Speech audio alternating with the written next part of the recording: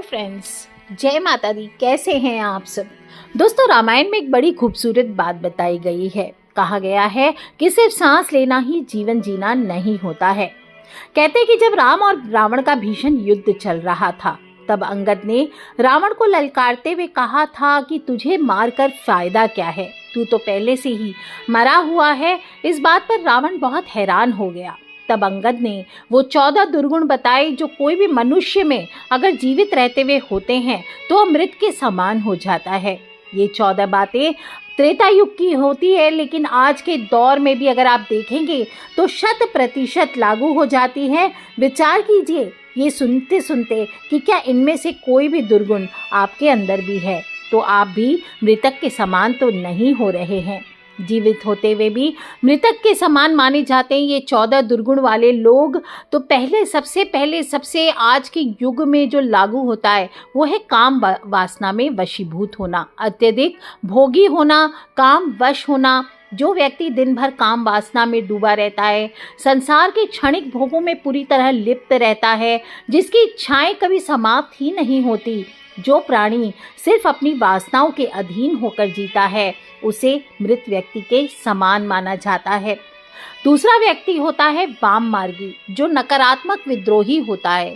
कुछ लोगों को आप देखते होंगे बिना बात के हर बात में बहस करने की आदत होती है।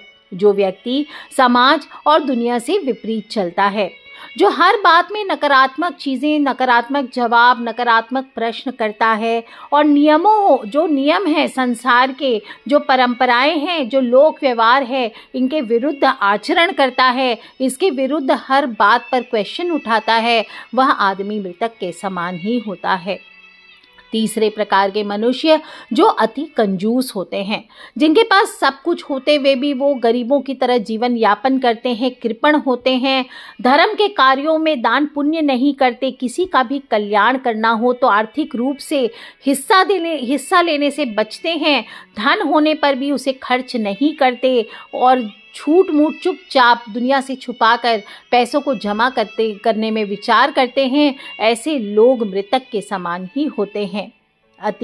जो मनुष्य अति दरिद्र हो, आत्मविश्वास से हीन हो, सिर्फ धन से ही नहीं, जिस इंसान के पास सेल्फ कॉन्फिडेंस नहीं है, आत्मविश्वास नहीं है, इसका मान सम्मान नहीं है, समाज में रहते हुए भी जिसकी इज्जत नहीं है, जो साहस से हीन है, जिसमें ताकत नहीं है, हिम्मत नहीं है। वैसे देखा जाए तो आज के दिन में गरीबी को सबसे बड़ा अभिशाप माना गया है, क्योंकि ऐसा व्यक्ति जीवित होते हुए भी पराजित ही माना जाता है। पांचवें प्रकार के व्यक्ति जो विमूढ़ हैं, यानी मूर्ख हैं, विवेकहीन हैं। अत्यंत मूढ़ यानी मूर्ख व्यक्ति, जिसके पास अपनी बुद्धि नहीं है, जिसके पास शर्म नहीं है, जिसके पास खुद की कोई निर्णय लेने की कैपेसिटी नहीं है, हर कार्य के लिए दूसरों पर आश्रित रहता हो, ऐसा इंसान, विवेकहीन इंसान भी मृत समान माना गया है। जो व्यक्ति बदनाम हो, जिस व्यक्ति को समाज में, परिवार में या राष्ट्र में बदनामी मिली हुई हो, जो किसी भी इकाई में सम्मान नहीं पाता, वह मृत समान ही होता है। जो सदा रोगी रहता है, ऐसा व्यक्ति जो लगातार बीमार रहता है, जिसका शरीर अस्वस्थ ही रहता है, बचपन से बड़ा हो गया, कभी पेट दर्द, कभी सिर दर्द से विचलित ही रहता है, जो ना स्वयं जीता है और जो उसके आसपास के लोग हैं वो भी नहीं जी पाते उसकी बीमारी की कारण, ऐसे व्यक्ति जीवन के वास्तविक आनंद से वंचित रहता है और मृतक के समान ही माना गया है।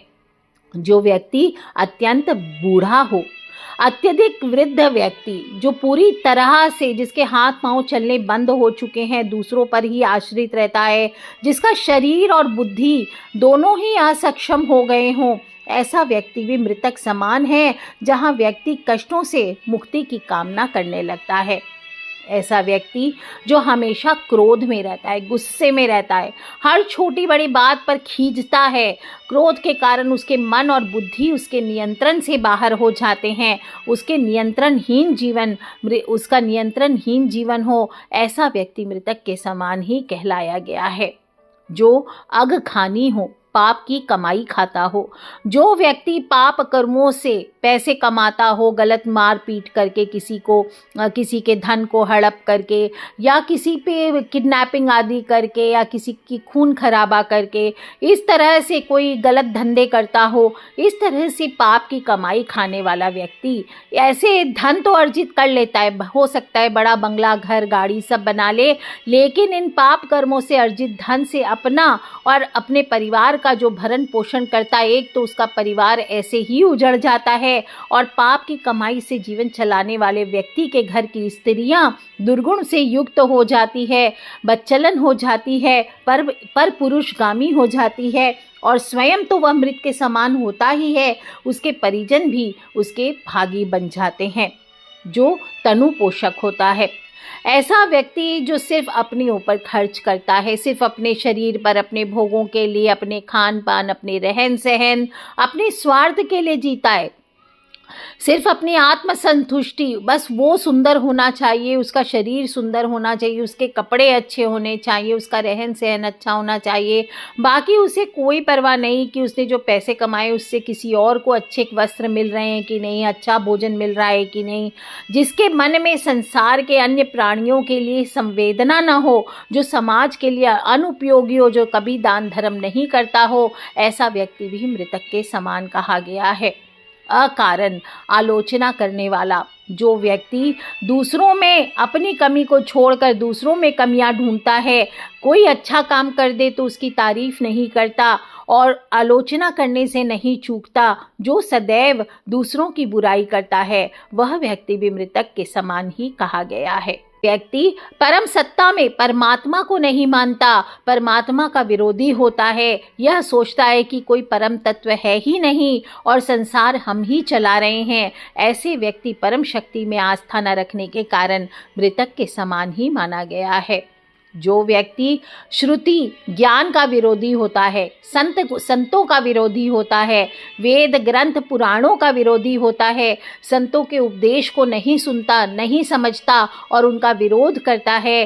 संत और शास्त्र क्या करते हैं? समाज में एक ब्रेक की तरह काम करते हैं। जो इनको नकारता है वो अपने और समाज के पतन का मार्ग प्रशस्त करता है। और चौपाई में देखिए, लंका कांड में कहा भी गया है, कौल काम बस कृपिन विमूढ़ा, अति दरिद्र अजसी अति बूढ़ा, सदा रोग बस संतत क्रोधी, विष्णु विमुख श्रुति संत विरोधी, तनु पोषक निंदक अगखानी, जीवत सब सम 14 प्राणी। इस प्रकार से ये 14 प्रकार के जो मनुष्य हैं, ये खुद ही मृतक के समान होते हैं। जीवन होते हुए भी, सांस चलते हुए भी ये मृतक के समान ही माने गए हैं और आज के युग में भी बिल्कुल सटीक बैठते हैं। अगर आप में भी ये गुण है या दुर्गुण जिसको हम कह सकते हैं, ये चीज़ें हैं, तो इनको आज ही आप अपने आप को बदलने की कोशिश करें।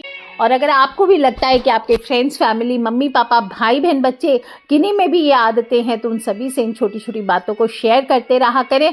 एक चेकलिस्ट की तरह है।